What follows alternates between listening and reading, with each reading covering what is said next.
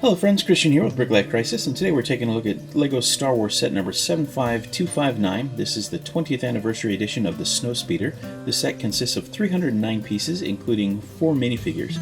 There are 3 that are actually part of the set, and then the 4th is the 2003 version of Lando Calrissian. That's a 20th anniversary edition, and we'll take a closer look at all of this stuff in just a moment. But before we do that, let's just take a quick look at the back of the box.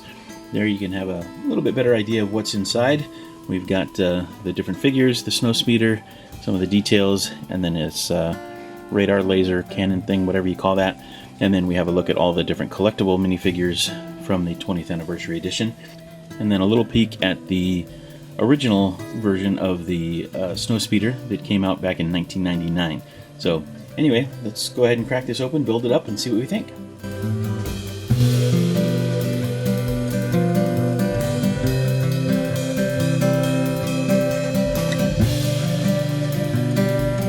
So inside the box we have 4 bags of parts, a sticker sheet, and a manual that's just slightly bent. So this manual is a bit thicker than you might expect with a set of this size, and that's partly because it's the 20th anniversary edition. They've done kind of a nice thing here. First of all, it's on the cover of it is almost a, not cardstock, but it's a thicker paper. There's a little bit of an introduction explaining about the 20th anniversary, and then we have some detail on the original 1999 Snowspeeder, and then how it compares to the 2019 Snowspeeder. We also get a cross-sell with the other sets in this collection. As you can see, we have the Luke Skywalker collectible minifigure, which comes with the pod racer. We have Han Solo that came with the dropship. We have Darth Vader that came with the Scout Walker, and then Princess Leia that comes with the Slave One. So if you want all of these figures, you have to collect all of those sets. There's also going to be a Ben Kenobi that is coming out later, but we're not quite sure yet how to get him. There's also some images of the battle on Hoth that explains where the Snowspeeder came from, and then we get into the actual instructions. Let's build it up. Alright, here we have it, set number 75259, the 20th anniversary edition of the Snowspeeder. The set consists of 309 pieces, including 3 minifigures officially. We have Rebel Trooper, Luke Skywalker, and Dak Ralter, but there is also included this 20th anniversary edition of Lando Calrissian. Let's go ahead and take a closer look at each of these one by one. Alright, and here we have this gun emplacement. This is one of my favorite things in the Star Wars universe as well. I really like this design of the kind of radar dish, laser gun kind of thing. They've done something interesting here with the stud shooter, which makes it not quite screen accurate. Wow, I can speak. It makes it not quite screen accurate, but it does have kind of a fun play feature for those that want it. However, you can easily remove that if you wish to make it look a little bit better, but you notice that you have these slope pieces, and there isn't one here, which makes it look a little bit ununiform. However, in the set they did include an extra one of those slope pieces, so you could very easily just add that right there to the side to make it look a bit more uniform without the stud shooter attached. So whatever your preference is, you can make it work. They've also included a set of macro binoculars back here, which is kind of a nice detail. Just a little bit of snowy terrain, and they've got a bit of a jumper plate here so that you can easily pose your figure and angle him however you like. The dish, of course, is on a turntable, and it can elevate and lower. They've done a pretty nice job with this, and I'm pretty happy with it. This is our Rebel Snowtrooper. He has the Snowtrooper backpack with a bedroll. Nice print on the torso. He has the Snowtrooper hat along with the goggles, and those can be moved down on his face. I prefer the look of having them up. Just some tan pants, no print there. Gray gloves. Let's go ahead and take a look at his back print. With the backpack removed, you can see some nice printing on the back, and get a little bit better look at the front printing as well. Nice face, no alternate face for this guy, but fairly well done here. He also includes this piece as a weapon. It works fairly well as kind of a long rifle. You can also spin it around like so and make it like a rocket launcher kind of a thing. So, versatile weapon, and pretty good figure. Next up is Luke Skywalker. He's got a really nice print on his helmet with some fine detail there. This is the old school helmet, however. The new helmet won't fit in this cockpit, so they had to revert to the old style, which means that the orange face shield is printed on the figure, and then on the other side, the alternate face, it's printed with that being raised. Get an idea of what that looks like with the helmet on. You can also see the print there on the back. The white is not quite opaque enough, so it kind of bleeds through the orange a little bit, almost makes it look kind of pink. I think Lego's kind of missing the mark a bit there on their printing lately with white on top of other colors. Beyond that, though, the print is quite good with lots of nice detail. As you can see, he includes his lightsaber with a silver painted hilt and then a sidearm as well. Unfortunately, on the back, the way the helmet is cut, you can see the chin strap. It doesn't look terrible. It looks like it could be part of the helmet, but it's not ideal. Otherwise, very well done, I think. And here we have Dak. This is Luke's co-pilot and gunner. Same print as the Luke Skywalker figure. Lots of nice detail, but again, the white is not quite white enough. You can see that a little bit better on the back. He also has an alternate face, very similar. So blast shield down with a smile. He has a sidearm. Some nice print on the helmet, not quite as detailed as the Luke figure, but not too bad. And it's nice to have another pilot that's not Luke. And finally, we have our special 20th anniversary figure. This is Lando Calrissian. He has an old school blaster, which is really just a megaphone with a stud on the end. You'll notice that the cape is kind of interesting in that it's gold on the inside and light blue on the out, which is kind of a neat thing. His hairpiece is not very detailed. It's a very generic old school Lego hairpiece, but it works fairly well. Plain black pants, but a nice print on the front of the torso. No alternate face for Lando, but not bad. If we lift the cape, you can see the 20th anniversary logo, which I understand why they did that. It's nice for the sake of collectors that have the originals, and it's cool that this guy has a cape so that you don't necessarily notice that all the time. And here we have Lando's figure stand. It's the same 20th anniversary print with Lando Calrissian printed down there at the bottom. It's made up of just a couple of arch pieces, 1x4 plates, and that printed plate.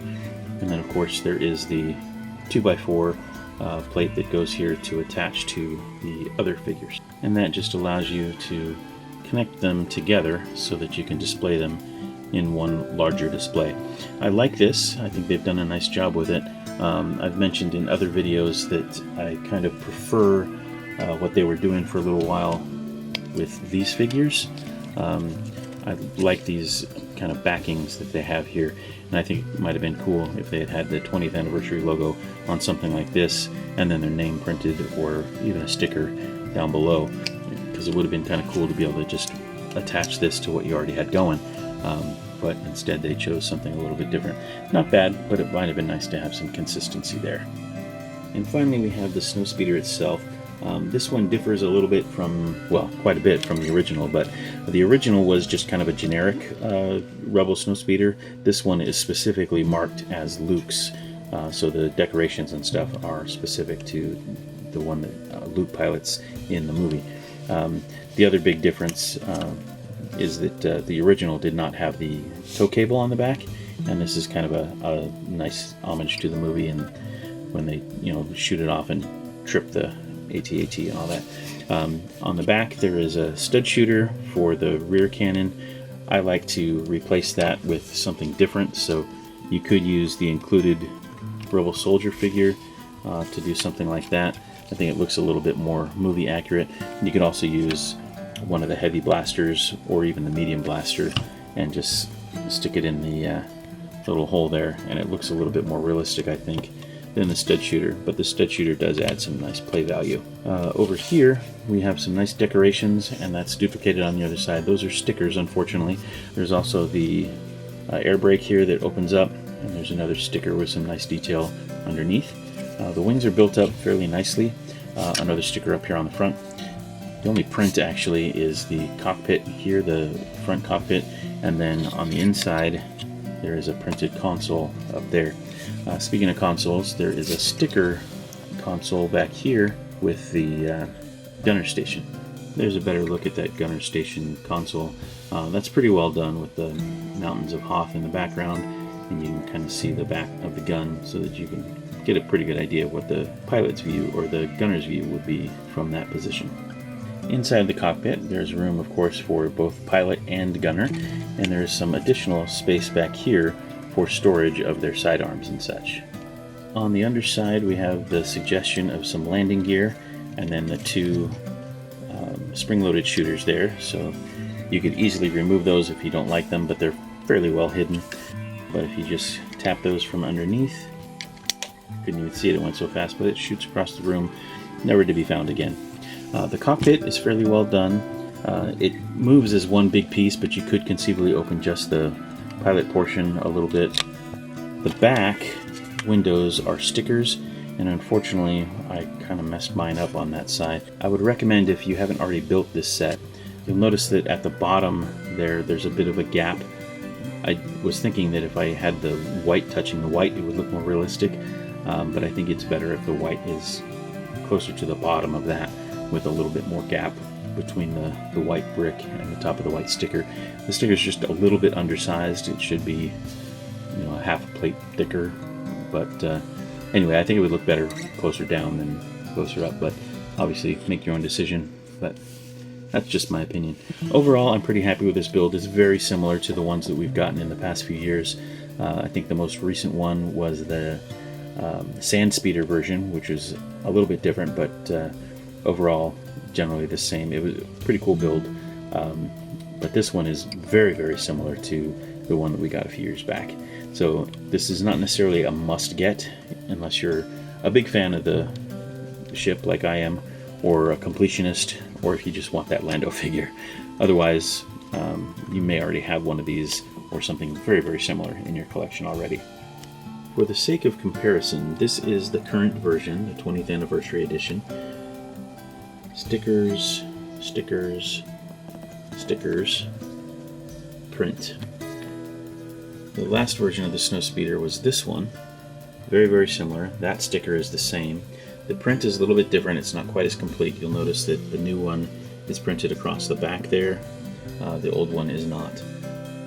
Also, the sticker on the back with the ZZ logo is a bit different than the new one.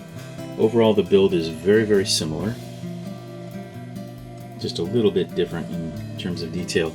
On the back, however, I think I actually prefer the older version. First of all, you've got knobs on either side for the tow hook, which makes it maybe a little bit easier. This one only has the one. Also, this one has a blue stud instead of red, which is not that big a deal, but this weapon can elevate and raise and lower a little bit. This one does not have that ability. It's always aimed slightly up, and it just kind of rotates from side to side. So I think the older version wins on that. However, this new version has some additional detail on the back there. And this one lacks that. And the air brakes have the same sticker, incidentally. Also, the old version does not have the same storage capability. The console back there is the same, and the console up front is slightly different. But these are stickers, whereas the console on this one is a print up front. Nothing new. We've seen that print before, but it's just a little bit different. And then for even more contrast, we have the Snowspeeder, which adds these kind of fins on the side. The air brakes are a little different. Some additional decoration. Obviously the coloring is quite different. But it does have a storage bin. It's just in a little bit different location. And then we have a different console for the gunner station and for the pilot. So very similar builds, but differing in decoration. This one also just spins from side to side. There's no tow cable on this one. Engine detail is a little bit different. It's more similar to the 2015 version, I think is what this is, whereas the new one is different altogether on that front. So anyway, hopefully that helps you tell the difference between these three. So this set retails for $40, which seems a bit high to me for 309 pieces. I understand it's a license and they produce the Lando figure and stuff like that, but $40 seems a bit much for this. I would have rather have seen this at about $30 or maybe even $35, but $40, I don't know. I was lucky enough to pick this up on Amazon for $26.99 on sale. That I think is a pretty good deal, but $40 is a bit much. As I say, the Snowspeeder is one of my favorite vehicles in the Star Wars universe, so I might have been tempted to do it even at $40, but I'm very pleased I was able to get this on discount. Alright, that about does it for this one. This has been Christian with BrickLifeCrisis, taking a look at set number 75259, the Snowspeeder 20th Anniversary Edition. We hope you enjoyed the video. If you did, please leave us a like. If you have any questions or comments, leave those below. And as always, thanks for watching. May the Force be with you. Bye for now.